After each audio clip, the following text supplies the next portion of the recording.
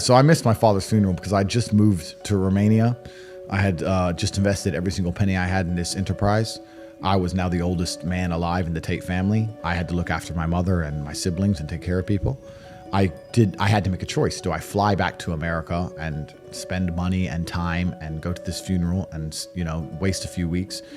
Or do I sit here and just focus on this enterprise and make sure that it cannot fail? And we talked earlier about speed. Most people go, it's only 2 weeks. It's only a week. It's only a week. The people who say it's only a week are the people who are broke. They don't value time. That's the reason you're all poor, because you say it's only a week. So, it's tomorrow. Oh, I'll do it later. It's only an hour. It's only a day. It's only a minute. You are competing against people like me. We do not waste a second. So I had to make a decision. And I decided that as the oldest man in the family, it's more important that I achieve financial stability for all of us than to go and pay respects to my father in his funeral, because I paid respect to him every single day of his life, and I pay respect to his memory every single day now, and I pay respect to him by being monumentally successful. The reason my father is talked about and discussed at length is because of the absolutely amazing son I've become. Yeah. I am keeping him alive forever by working so hard, by becoming so unique and individual and fantastic and humble. The world asks me about my upbringings, and then my father's memory is kept alive. So I know I made the right decision, and I know he's happy with the decision I made. Yeah. A lot of people would have gotten emotional and decided, I had to go to the funeral and had a breakdown and went to the funeral and been sad, etc., etc. You did what your dad thought. I did what I was taught to do, which is perform. Yeah. That's what I was taught to do. I was upset, obviously. I was sad, obviously. I was heartbroken, of course. But I took all of that energy, and I worked harder than I've ever worked. I worked 22-hour days for months because I couldn't sleep. Yeah. And I became one of the most successful people on the planet. Would you say that's how you get over a tragic loss like that? I think that any emotion you feel should be converted into positive influence. Yeah, you should do good things with any emotion you feel. I can't. What else are you going to do with it? And this is a genuine question. Yeah. What else? If let's say your wife breaks your heart, if you're not going to work, you can't sleep anymore. You're upset. She's running around with a new dude. You see her Instagram story. She's got some new guy. You're furious and you're angry and you're jealous and you're bitter. You have all of this inside of you, but you're not going to go to the gym and work hard and become so fantastically in shape and so rich and so powerful that no girl ever leaves you again. You're not going to do that. No. What are you going to do with it? Text her? Try and explain to her? She doesn't care. Like, you can write the most perfect English. You can write the most beautiful words ever constructed. Forget Shakespeare. You can do, it doesn't matter. She doesn't care.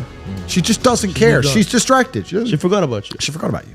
So what are you going to do with all of that inside of you if it's not positive? Well, it's going to consume you and you're going to end up self-destructive, or you're going to embarrass yourself, or you can take all of that and put yourself in a position where it never happens to you again. Yeah. Those are the choices. So what's the most intelligent choice to make? Yeah. I don't understand how many humans function in the world today. I don't get people who don't think like me. I don't understand it. I'm like, well, then how have you survived this long? Life is hard. Life is difficult. Maybe I've just been unlucky, which I don't believe in, but I've had so much trauma and bad events and negativity and stress and all these things that have happened to me. And I've used all of it to be monumentally successful.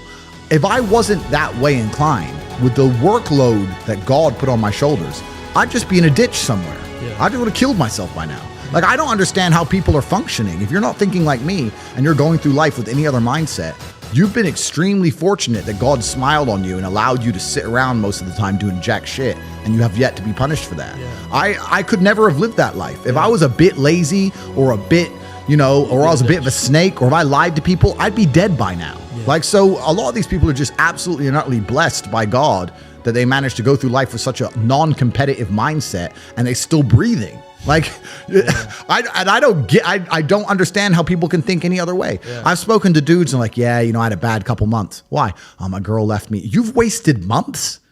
You've wasted months over some. Like, you had think of how much God loves you to have given you the grace and given you the opportunity to waste months of human time over some chick. Like, talk about blessed head to toe. If I waste months, empires are going to collapse. I'm going to end up in a cell or dead if I waste months. I have things to do every single day. I can't waste a second. Like, these people are just absolutely infinitely blessed. And their mindset is a product of that because they're spoiled children.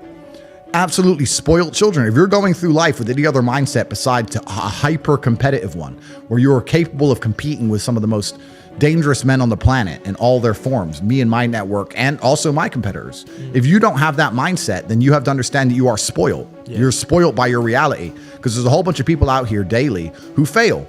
There are men out here who fail daily, and they have yet to feel the true consequence for it. They fail to go to the gym when they know they should have gone to the gym. They fail because they forgot their keys and it took them 10 minutes to find them. They fail because they replied to a question they got sent on WhatsApp the wrong way. They fail because they didn't smile when they were supposed to. They didn't say please and thank you to that person who helped them. They fail because they didn't say hi to that girl who's looking at them out the corner of their eye. They just fail perpetually. They go through life missing every opportunity and just failing. And somehow we've built a society which is so soft and God is so giving and so graceful that they still have a place to eat and somewhere to sleep, and they're still surviving. That shows how nice God is. Because before this society, truthfully, if you were that level of failure, you would be dead. Survival of the fittest. It's survival of the fittest. And none of these men out here are fit. No. Their mindset isn't fit. Their reality isn't fit. They're failures. Physically, mentally. They're failures. And they're just failing every single day. I'm like, oh, but you know what? Tomorrow I'll go to the gym. You've been failing your whole life. That's all you've done is fail. And then you sit and wonder why people like me absolutely and utterly outcompete you. It is so easy to become a top tier male in the world today because the competition is so ridiculously low. There are 2% killers like me, and everybody else is amateur. Head to toe amateur. They can't even pay attention to anything. They can't try anything. They're amateurs.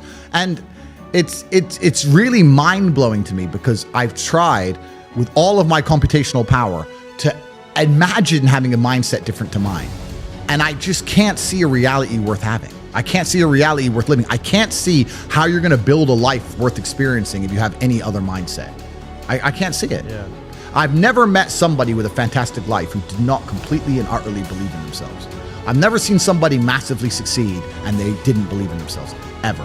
I've never seen somebody who just allows life to happen to them and become blown off course by some sadness, end up doing massively monumental and important things. I've never seen it. It's never happened. It does, and it's never going to happen because it's competitor. It's like crypto. It's player versus player. Right.